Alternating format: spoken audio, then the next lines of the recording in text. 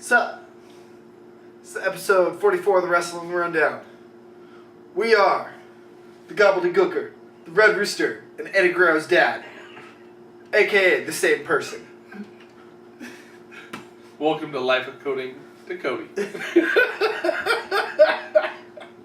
Now let's review some Raw. Oh, yeah, let's do that. Quick rundown of the matches that happened. Oh, yeah. Rundown of all the in-jokes that we're going to be... Let's go. There's quite a few matches. Yes, there were a lot of matches. We had John Cena defeat Wade Barrett. We had Paige win the number one contender Divas Battle Royal. Wifey. We had Lucha Dragons defeat the Ascension. Randy Orton defeated Cesaro, then defeated the Masters. We had Dean Ambrose defeat Adam Rose. Stardust defeated Fandango. Rollins defeated Kane, kinda. Mizdow defeated The Miz. Ryback defeated Luke Harper, and then Dolph Ziggler defeated Adrian Neville. That was a lot. Thank God no one pulled their asshole. And no one pulled their asshole. Okay, there's so many inside jokes that are going to happen, and you'll probably not understand them, but just keep up with us. Yeah. So we opened up with John Cena doing his U.S. title open challenge, talking about, London crowd's so crazy, London deserves WrestleMania, blah, Which blah, I blah. wouldn't mind seeing. Because it would be insane. Yeah. That, and I mean, look, think about it. Every year they all have to come over to America for WrestleMania. There were actually... Every fucking year. They have to come from a different country to come to WrestleMania. With the exception of, twice it was in Canada? And that hardly even counts. That doesn't count. It's still the same continent. Yeah. So, fucking make all the fat, lazy Americans go over to a different country for once. There were actually, people, from Scotland telling me... I was in the elevator with a couple of the guys, and they're like, yeah, we had to come over because we know we're never going to get WrestleMania where we're from. So, yeah, Well, no, fuck Scotland. I'm just kidding. I love Scotland. And all their kilty people. Scottish families have family plaids.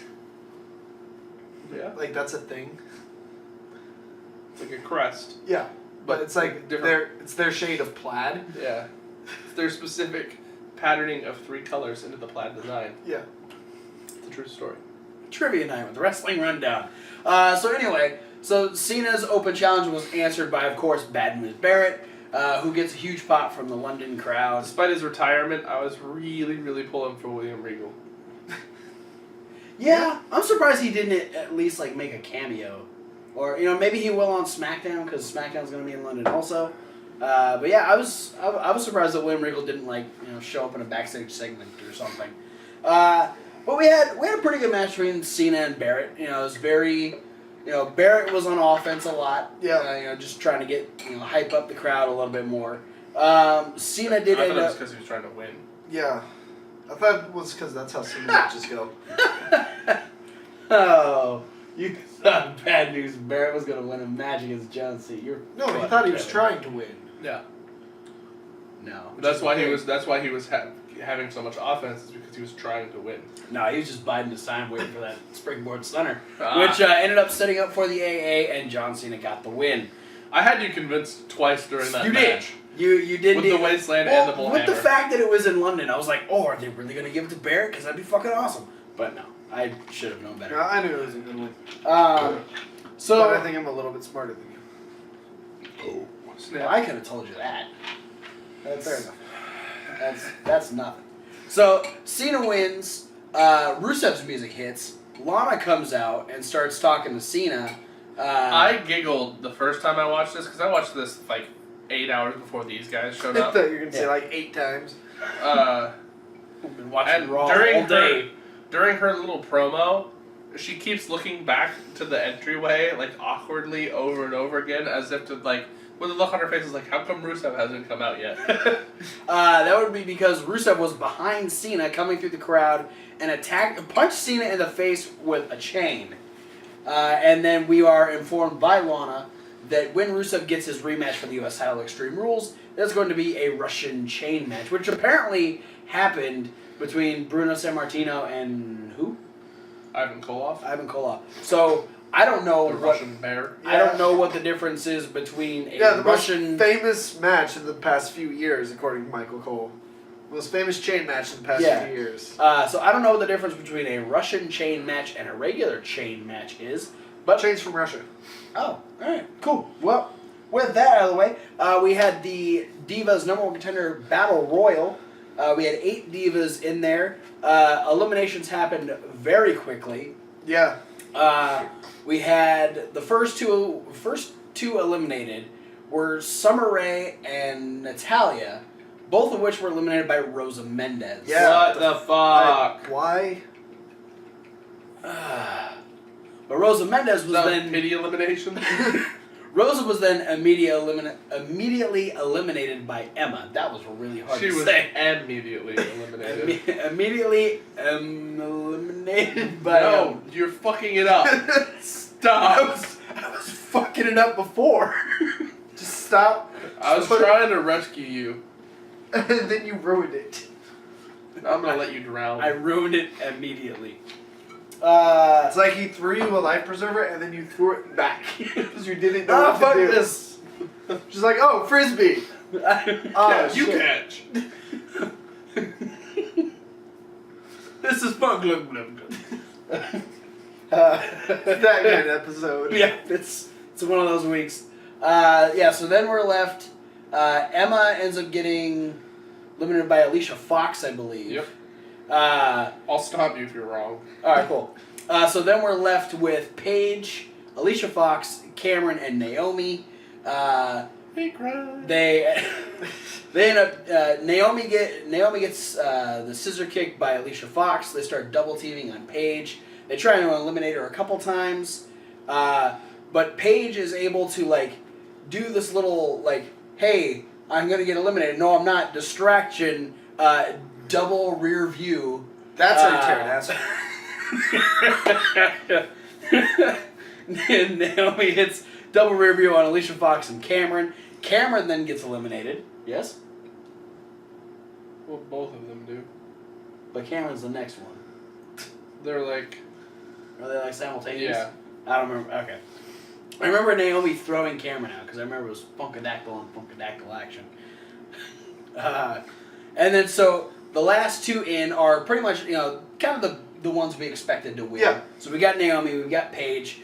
And surprisingly, I thought Naomi was going to take it because they've really been building Naomi up and giving her wins over Nikki. But Paige ends up picking up the win in a very sudden fashion. Yeah, I was surprised by how it happened. I figured Paige was going to win because they're in England and Baron just lost.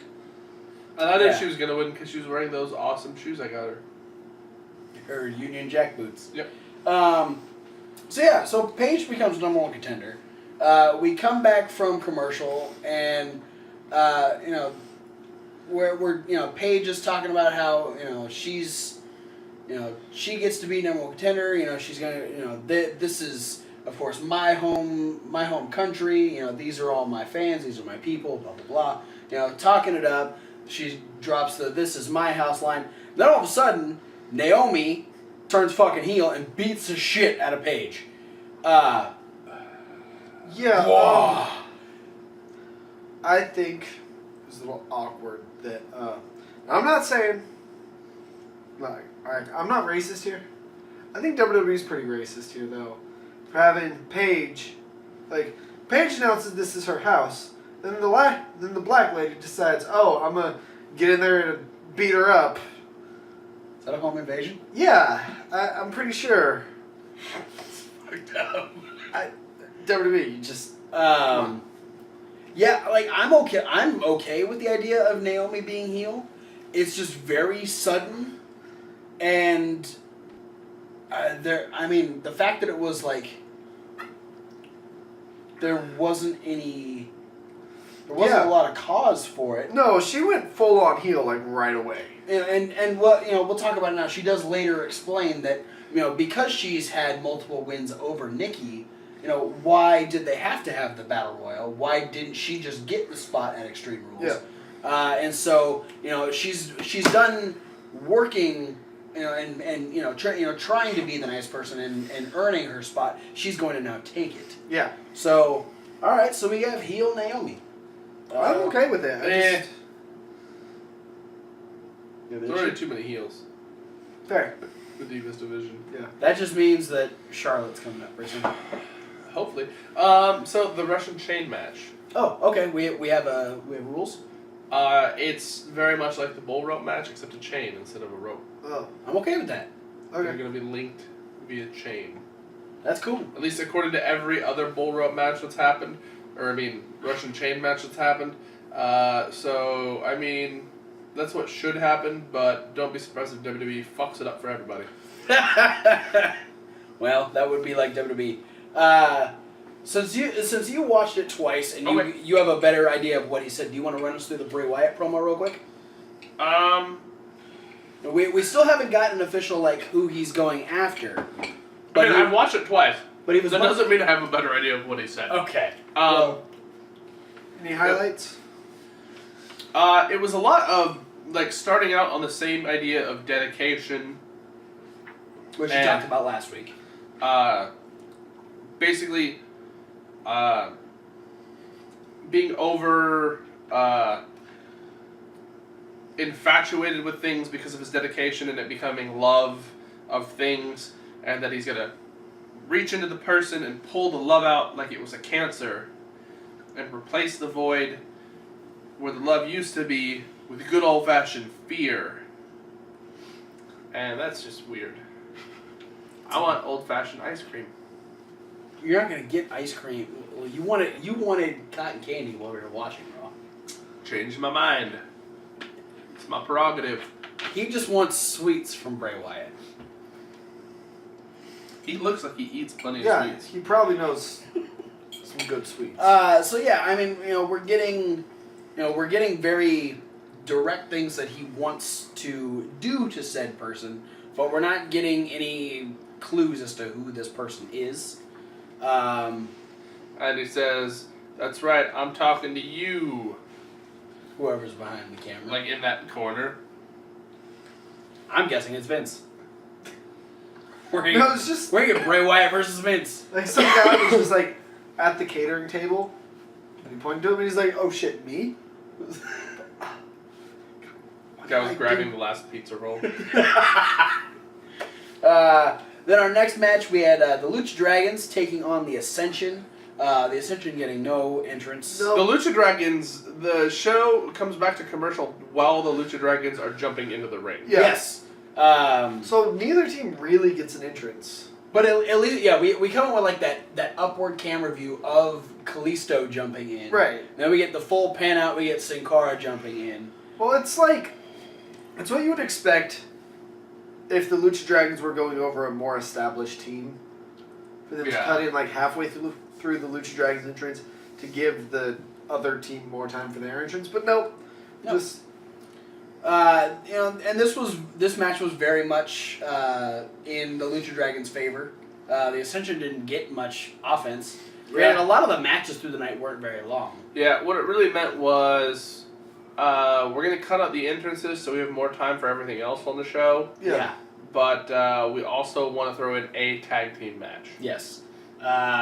Because, as we went through the results, the Masters won't be in tag team action because Cesaro is supposed to go one-on-one with Randy Orton, but that changes. So that match disappointed me in a big way. We'll get to that in a second. Let's go through the Roman Reigns interview real quick. Oh. Him addressing his feelings after losing at WrestleMania. His chance at being champion being ripped away by Seth Rollins. I like his positive take on it. Yeah, because it's the same way I felt if you asked me the same question. Personally, right now, if you were to ask me the same questions, I'd be like, yeah, I feel like my chances of taking the title away from Seth Rollins are much greater than me taking the title away from Brock Lesnar. Yeah, because Seth Rollins isn't going to whoop my ass nearly as bad as Brock Lesnar did. and I mean, it was a good interview for Roman. I mean, he was very much, talking in his own words. He wasn't reading anything. Yeah. I felt like this was more real Roman Reigns as opposed to written down promo from Vince. Yeah. Booker T's just, Booker T's asked him really the basic questions, and this all leads to Big Show coming up on the Tron and stating that he's going to make sure that Roman Reigns is the greatest failure in WWE history. Yeah, the biggest epic fail. I hope this leads to Big Show, like, ruining his matches so he doesn't win, but then also, like, just ruining other shit in his life so he fails. Please give us an example. I got one. Okay. Like, okay, so they're at an autograph signing together. And every time, like, say, you're Roman Reigns. And you're trying to sign an autograph. And Big Show's sitting next to him, and every time he signs... Show. And then his crazy Samoan side comes out and he stabs Big Show with a pen. Heel turn. Roman Reigns kind of gets the last laugh, calling him Seth Rollins' Biggest bitch. Biggest bitch. Calls him a Jumbotron giant. And calls him out for being a coward that he didn't come out of the ring, say it to his face. Doesn't have the balls to. Well, I was really hoping for a bitch balls chant at this point. The crowd's eating it up at this point too because they he cussed on PG TV. Oh my god! He said balls. And then so Roman Reigns is kind of on top at this point. He got the last laugh. He gets the pose. He gets his pose.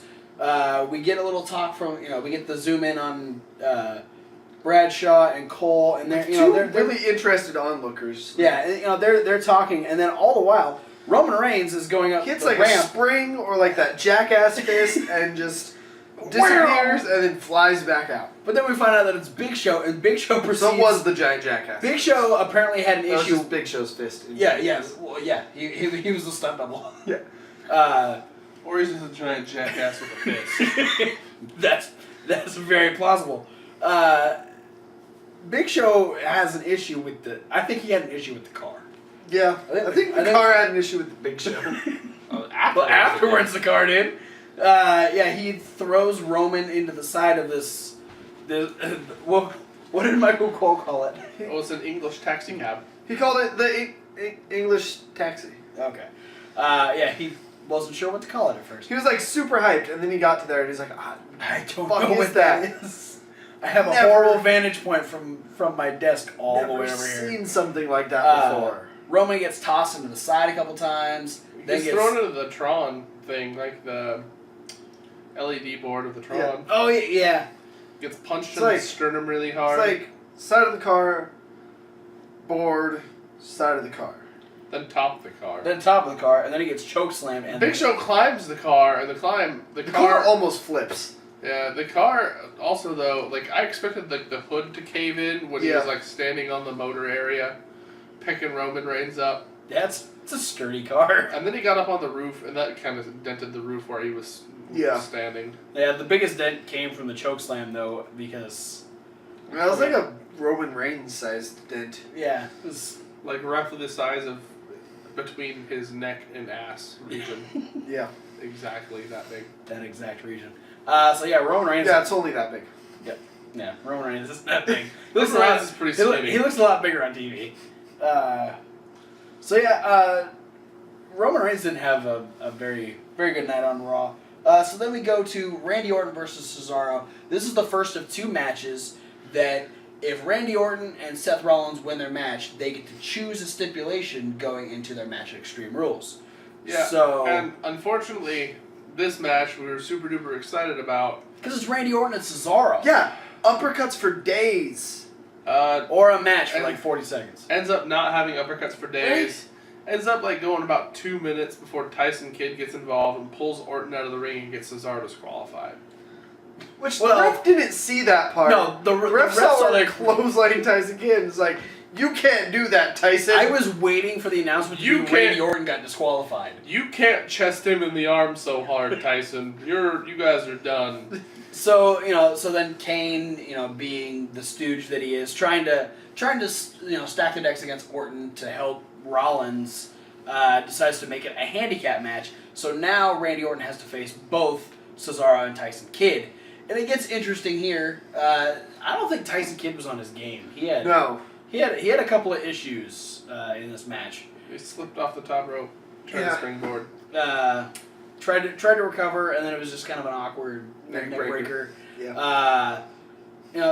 We got some good stuff between Randy Orton and Cesaro during this portion. Yeah. But Randy Orton was very much in control for a lot of this. Yeah. And had the really cool, the cool end spot where he's the really slick power slam where he's just like watching Kid and Cesaro strolls up and he's just, like the most casual power slam in history. Hey Cesaro, you want to come over here? Cool. Bam. And it's like, oh, Tyson's still coming. Cesaro, I need you on this side of the ring. I said you need to be over here, damn it. And then Tyson, you can stop right here. RKO pins Tyson. So Randy Orton does have the ability to choose a stipulation in his match against Seth Rollins.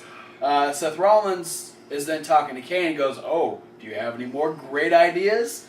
Kane's like, beat Dolph Ziggler, jackass. It's like, well, instead of me beating Dolph Ziggler, why don't you put me against Jamie Noble? He can just lay down. Jamie Noble starts going over why Kane sucks and he should be the one, and Kane's like, I got another great idea.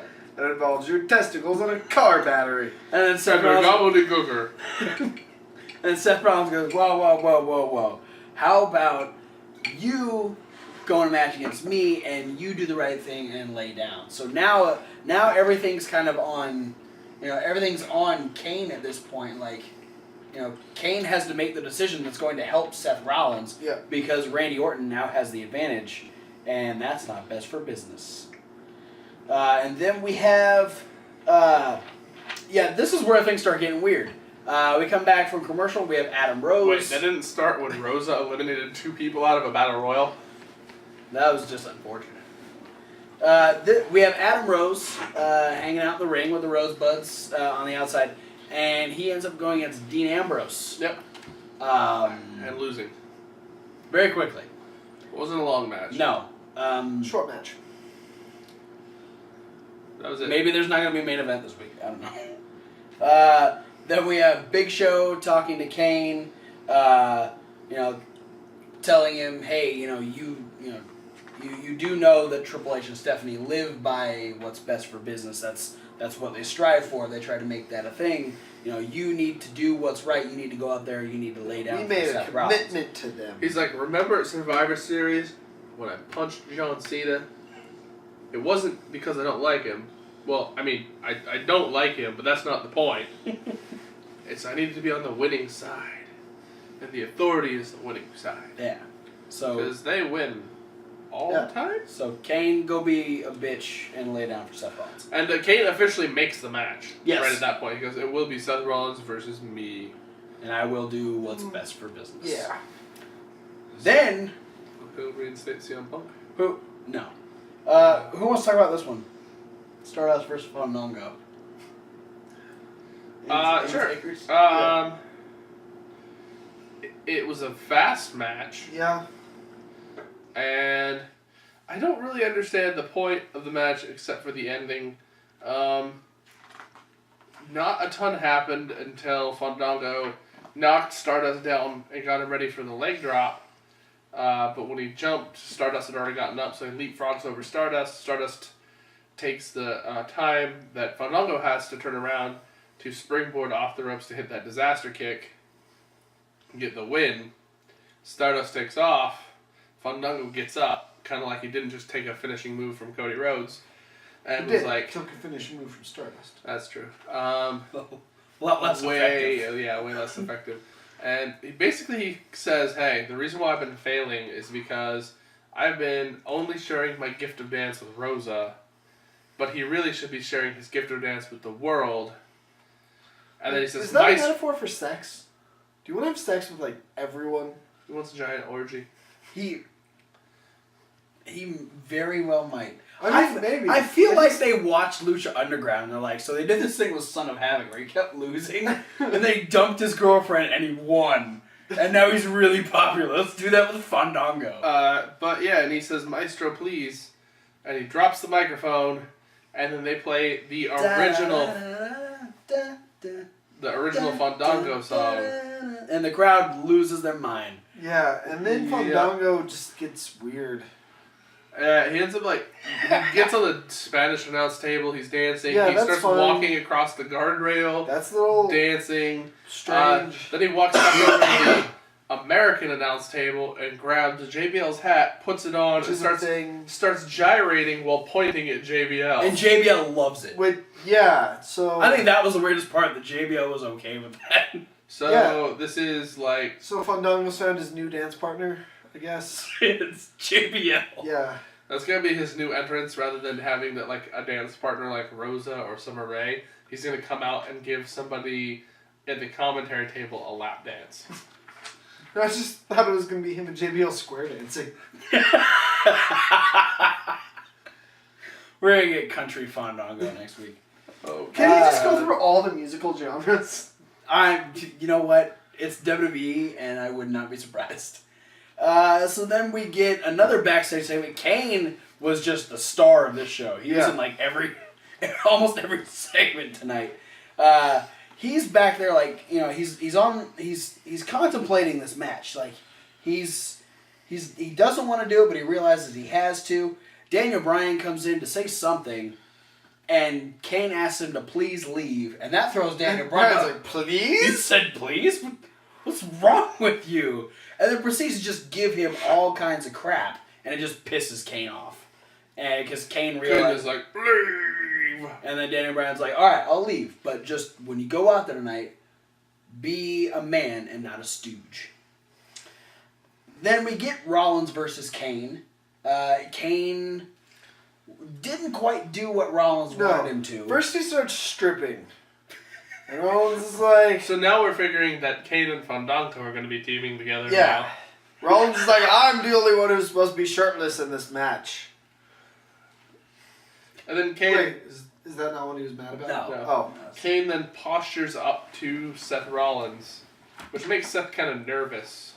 He's getting naked and really close. And then Rollins tells Kane to lay down and let's just get this over with. And Kane does. He lays down to take like a man. And then Rollins gets on top of him. Yeah, he positions himself over Kane. Stays on for a little while. Body on body. And Kane decides, no, this is weird. And throws him off. And then Kane sits up and like thinks about it for a minute.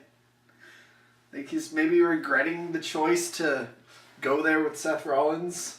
Maybe they went there too fast. Yeah. And he gets up and Seth Rollins is like, hey man, it's okay. This is what needs to happen. And Kane goes, no means no, and hits Seth Rollins in the face. Yeah. And then he chokes both Jamie and Joey and shoves them out of the ring. And then chokeslams Seth Rollins. And then goes, oh fuck, I was supposed to do something. Yeah. Lays down. He's like, now we can cuddle. He goes, I feel bad for what I said earlier. Spoon me. You're the big spoon. Take me back. 1, 2, 3. Seth Rollins kind of beats Kane. And now Seth Rollins gets to choose a stipulation in his match against Randy Orton. In a Randy Orton loses match. Then we have... The easy way to go. Then we had Miz versus Mizdow, their second match since their falling out at WrestleMania. And they have a strip off. So WWE is going to a weird place. Yeah. But it's okay because Mizdow had a really hot Summer Rae in his corner. That's true, but she wasn't stripping. No. What the hell? Yeah. We don't have ECW anymore for that. Yeah. Fuck. So I think it's going to be Fandango, Kane, and Mizdow in a new stripper stable.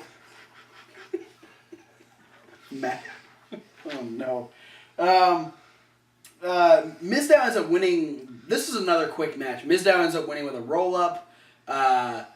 Miz is upset. He was very aggressive through a lot of this match. He distracted Miz by throwing Miz down by throwing his coat at him and attacking him. During the strip off. You're not doing it right. Take that. Yeah, there really wasn't anything big that happened in the match except Mizdow got the win. Mizdow got a nip up. And he took his glasses off. Those were the pops of the match. So we're probably gonna have the tiebreaker Extreme Rules. We'll have to wait and see what happens there. Probably the pre-show. Probably.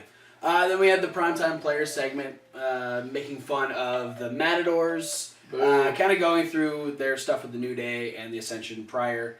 Not as funny, except for us finding out that Darren Young's favorite color is rainbow. Yeah. Well, no, because like their goofy ass Torito thing. Yeah, because like they pull out this rainbow colored bear with like a party favors coming out of his head. Yeah, and like we're not into the promo, and then Kevin's like, "No, this is the good part," and then like he said, like Darren Young starts to say, like I don't remember what he's saying, but it's like he's gonna say shit.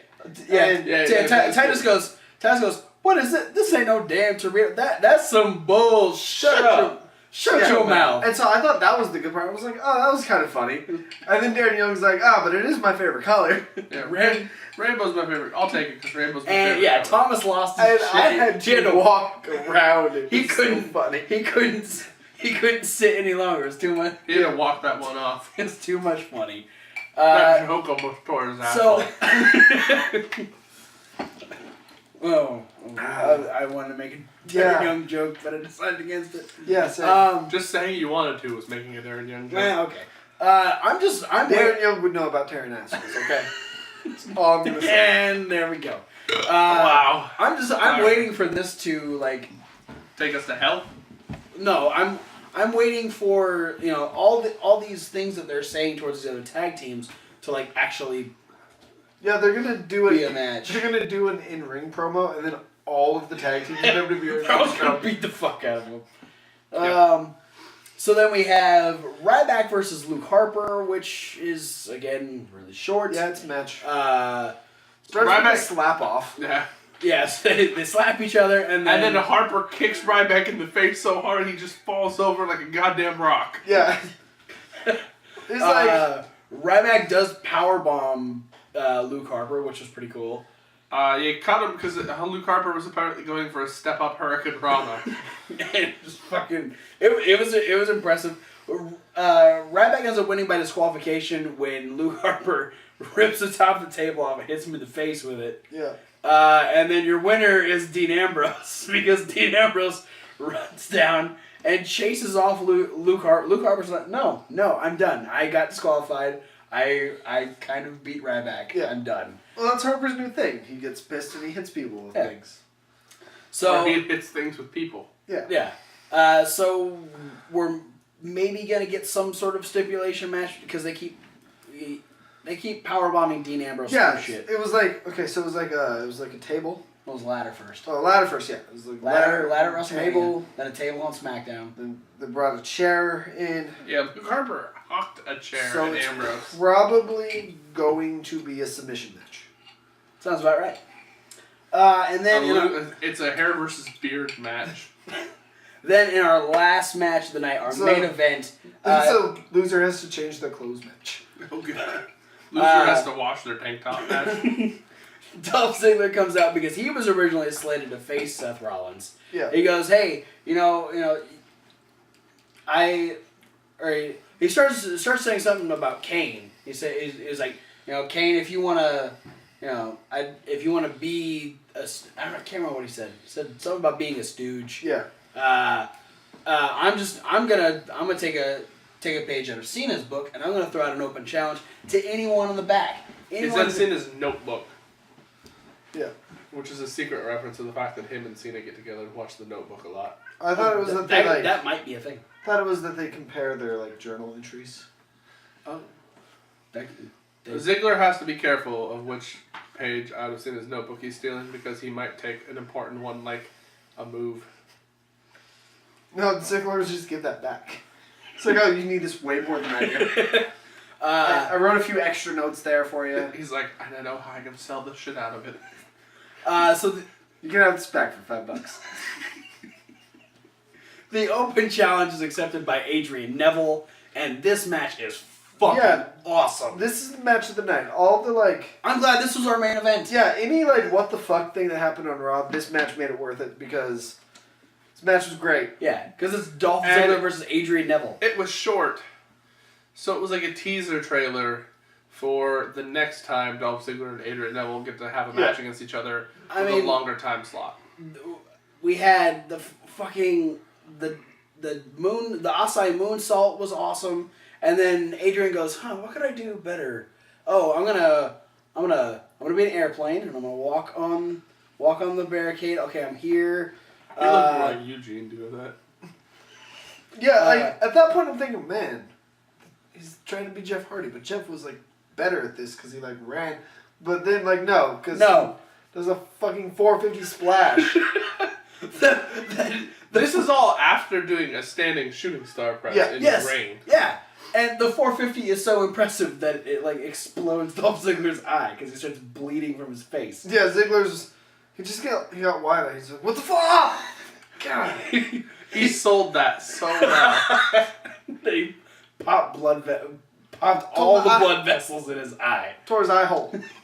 Tore his eye hole.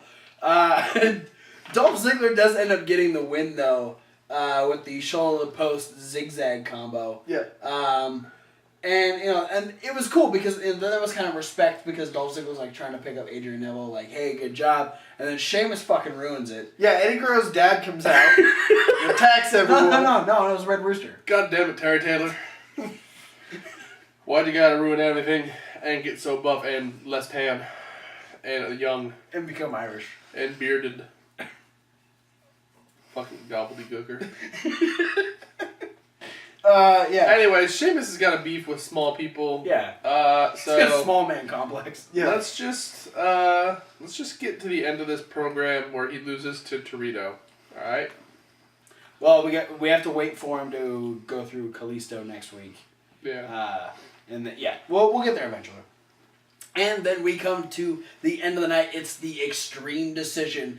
Both of them.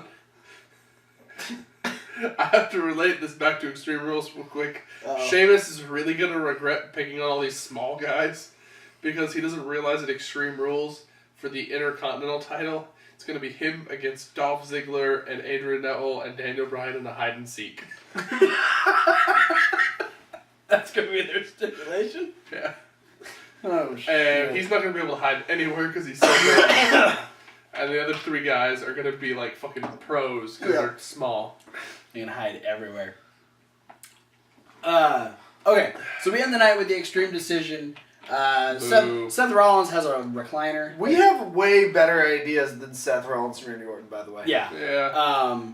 Maybe we're not going to go through all of them, but just to make a completely unnecessarily long promo short, Seth Rollins bans the RKO as his stipulation, and Randy Orton picks cage match so the rest of the Authority can't get involved. Yeah, what no one knows is it's not a match in a cage. Seth Rollins has to wrestle Cage, and if Cage wins, then Randy Orton is the champion. That'd be funny. I'd like to see that match, actually. But my theory is, when has a cage match ever fucking stopped interference in the last 10 years? Especially when you can't use your finishing maneuver to like get a pinfall in the ring. Well, the one thing that a cage match like makes sense as the counter to that is he can escape to win. Yeah. But there's still going to be people on the outside of the ring. That's true, but I'm just saying. He just dropped down into Big Show's arms, and Big Show goes, nope, throw him back in through the door. That's how Seth Rollins is going to win. I was really hoping you were going with Big Show's going to try and toss him over the top of the cage and miss, and then he hits the ground and still wins. That'd be hilarious. Big Show's going to toss him up, but he's not going to get all the way up, so Orton's just going to come back down and RKO Big Show. And then he's going to lose because the RKO is banned. Well, yeah, but that's not like in the... Because he'll have won by that point. By the time he officially hits the RKO, he'll also have won the match. Now, because his back hits the ground first on an RKO. So if he hits the RKO before his feet touch the ground, he loses. Because he did the RKO during the match. He just has to land flat. You just gotta give him a good bump. Yeah. A good move. Good bump. It's good. So that was it for Raw from London. Yeah, Thanks, a London, very for a weird Raw. Very well, a weird Raw for a weird crowd. They like to cheer and sing and do all kinds of fun stuff. Kind of like this. Are you from London? No, but my wife is from a place about 2 hours outside of London. All right. Why? Not. Exactly. Why not? Fair enough. Be sure to check over the playlist. We've got Fantasy Warfare, me taking on Kevin Hawk. Woo! This guy Okay. is the We're special doing that. guest referee. Woo! Awesome. We were going to have indie news, It's not a hint to who I'm picking. midweek wrap-up, and the SmackDown rundown, as usual. So be sure to check out all those. Like, favorite, subscribe. All of our information down in the description. Follow us on every kind of social media that we're on, which is a lot of them. Email this guy if you want. You can email all of us if you want. It's all down there. Check out the Facebook for daily WWE trivia and all kinds of fun stuff. It's true story. And subscribe to this channel so you get updates on videos all the time. Or all the videos are posted on all the other stuff that we have. Yeah. Except for Instagram. Not there. Do you even Ambrose?